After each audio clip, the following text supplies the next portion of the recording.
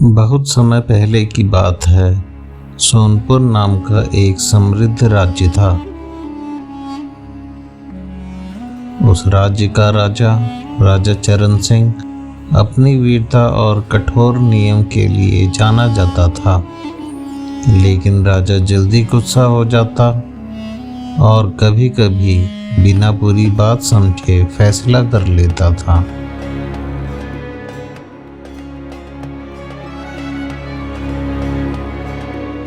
उसका मंत्री जयदत्त एक शांत, धैर्यवान और अत्यंत बुद्धिमान व्यक्ति था। देवदत्त का मानना था कि समय और परिणाम दोनों मानव से ज़्यादा बुद्धिमान होते हैं। जब राजा को गुस्सा आता, वो सिर्फ अपनी बात बोलता और किसी की नहीं सुनता। एक वर्ष भयंकर अकाल पड़ गया। खेतों में फसलें सूख गई, प्रजा भूखी रहने लगी। राजा ने क्रोध में आकर घोषणा कर दी, जो किसान कर नहीं दे सकता उसे जेल में डाल दो। कुछ समय बाद कुछ किसान मंत्री जयदत्त के पास अपनी समस्या लेकर आते हैं और कहते हैं, मंत्री जी, आप ही बताएं, हमारे खुद खाने लायक नहीं है, हम कहाँ से कर देंगे। इस बार फसल हुई ही नहीं, चारों ओर सूखा है, ऊपर से राज्य में हर चीज महंगी हो चुकी है। आपसे अनुरोध है, इस बार कर माफ करवा दें। मंत्री जी, मैं भी महाराज से यही कहना चाहता हूँ। गरीब जनता के पास खुद खाने को नहीं है और कोई कर कैसे देगा। कर देने के लिए खुद के पास तो कुछ होना चाहिए। आप महाराज से कह के कर हटाने का अनुरोध करें। चलिए, मेरे साथ आप लोग खुद चलिए। मैं आप लोगों के सामने अब की बात महाराज के सामने रखूंगा। महाराज, आज कुछ किसान आपके पास फरियाद लेकर आए हैं।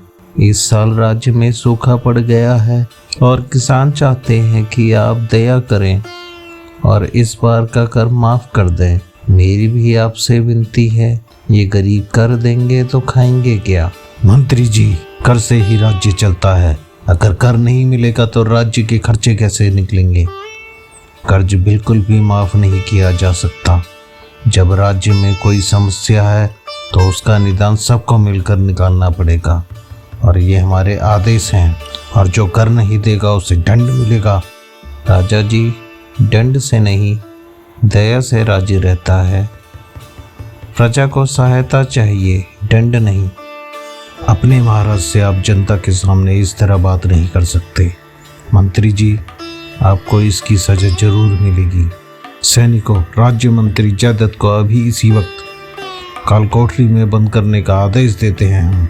राजा को ये बात अपमान लगी।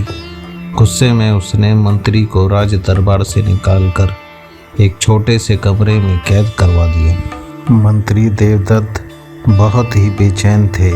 उन्हें इस बात की चिंता सताते जा रही थी कि उनके जेल में होने पर राज्य में कुछ ऐसे भी लोग हैं जो महाराज को गलत सलाह देंगे और जिसके कारण महाराज को और प्रजा को आगे जाकर नुकसान उठाना पड़ेगा।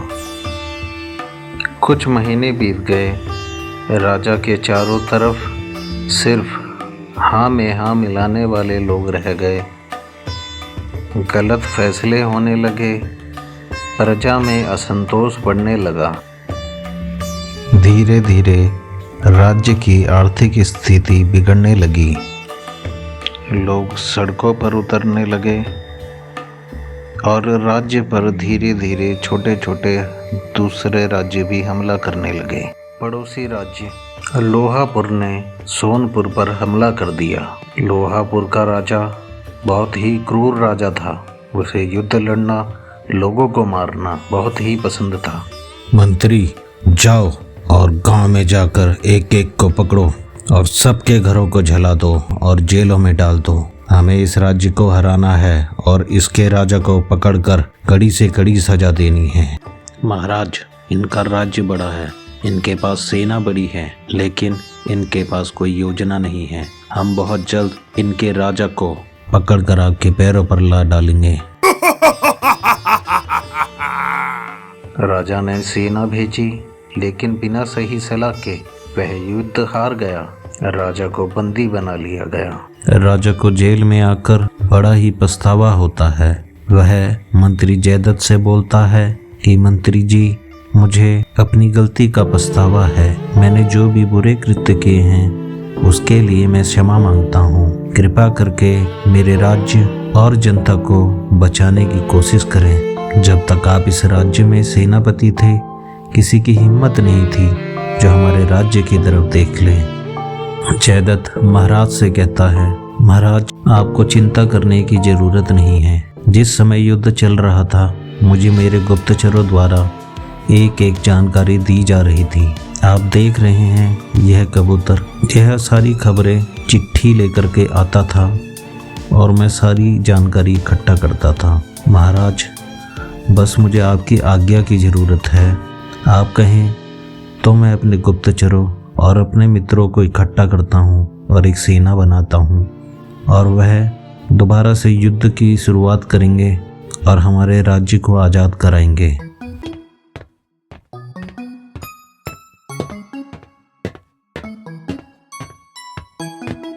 महाराज, अचानक से कुछ सेनाओं ने हमला कर दिया है हम पर।